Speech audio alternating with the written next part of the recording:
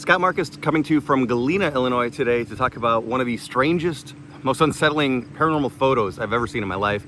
And this is going to be a series where we try to understand together, try to solve a mystery behind the photo. What happened? What is actually going on in this picture and why? And just so you know, Galena has nothing to do with it. I just happened to be in Galena, Illinois today in front of the Irish Cottage right here. If you are a fan of small towns, of haunted, historic places, it's such a treasure. I really highly encourage anybody to check it out. If you want a weekend getaway or fly in, it's worth it. All right, so here's the story of this photo.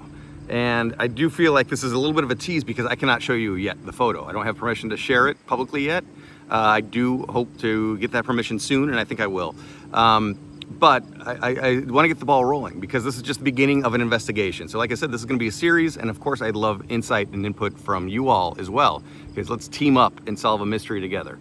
So I was in London recently shooting interviews with filmmakers, and I met this Australian filmmaker. So yes, an American interviewer, Australian filmmaker, meeting in London. But after shooting his interview, we started talking, and if you're talking with me, it's probably gonna end up talking about getting into the world of the supernatural or paranormal or unexplained at some point in time. And he said, well, I've got a wild photo I have to send you. And it's not at all uncommon for people to send me paranormal photos that they can't explain. They think something's there, they say something's there. And to me, usually it's like, okay, I see what you're seeing.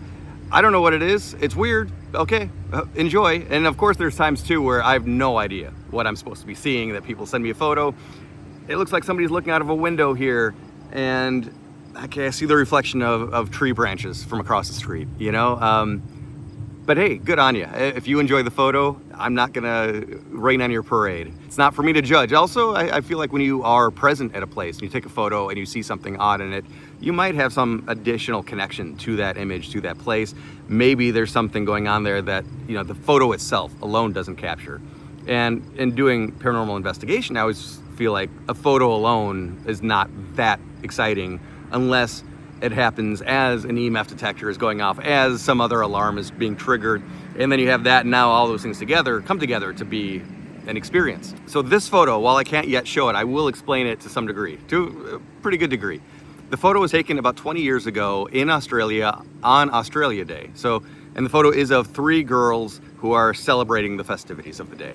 And there are 2 photos. And usually when people send me 2 photos, usually there's something in one that isn't in the other, and that's the evidence that something weird just happened. But in this one, there's the 3 girls celebrating, and there's something right behind them. And this something that is right behind them is unmistakably there. It is unsettling. I didn't notice it immediately, but once I saw it, it made me jump. Because, oh my God, it's not like a lens reflection or a mist or something vague. There's something there with them. And it's just, I don't know, it made me feel like I was looking at an image from a Japanese ghost story movie. And I don't know why that connection came through to me, that, you know, to just say it's like an Asian horror film. Man, I can't wrap my mind around it because it is just so clearly something is with these 3 girls. The director said my brother is friends with the people that took the photo. Even though this picture was taken 20 years ago, he's still in contact with these people. What questions should I ask him?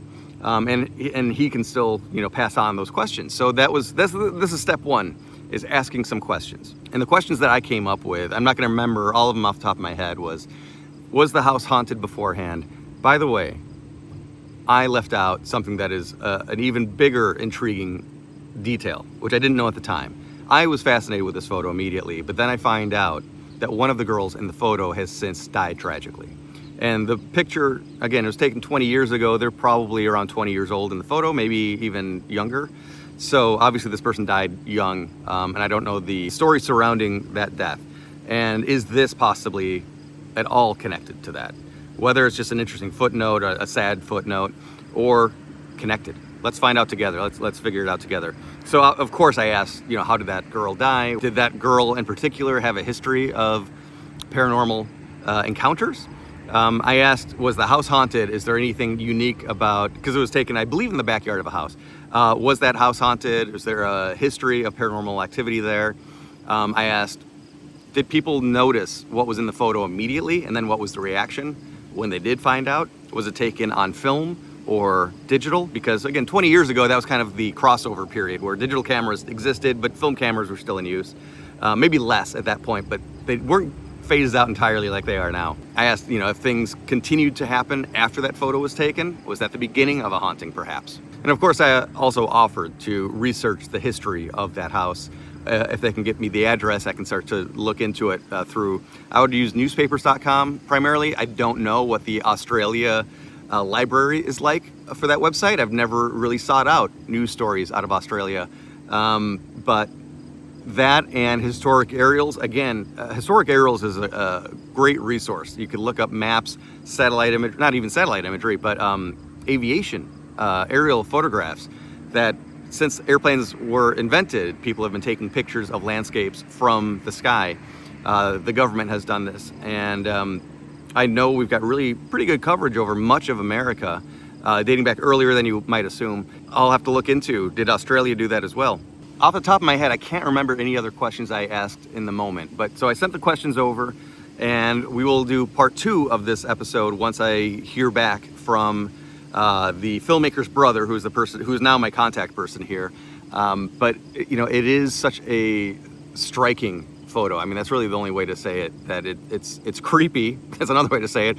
But it's just so unmistakably something is there standing with these 3 girls, and then to find out that one of them died at some point after this photo was taken.